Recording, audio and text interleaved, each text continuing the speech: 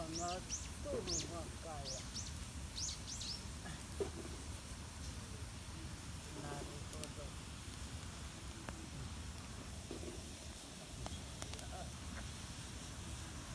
猫がうんこしとるとこ出たか。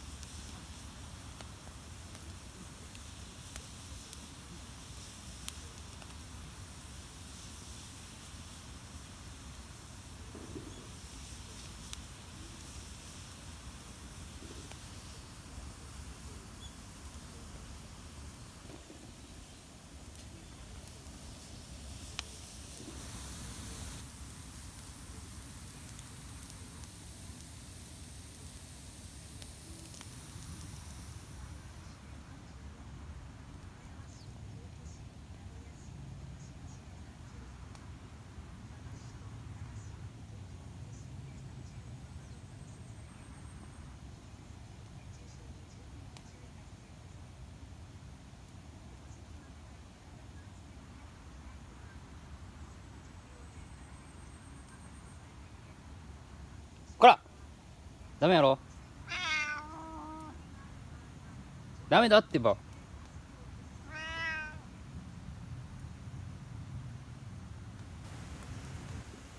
はい、こんにちは、にょもです。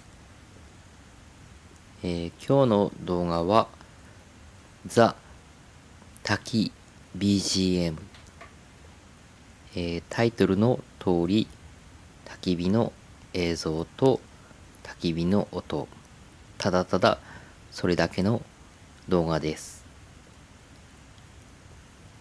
それでこのバックにザーって音流れてるんですけども、これ近くに用水路があってそれの音が入り込んでるわけなんですけども、逆にこのさーって音がテレビの砂嵐の音に近いんじゃないかなって勝手に思ってるんですけど、これがなんか癒し効果をさらに倍増するんではないかと勝手に思っております。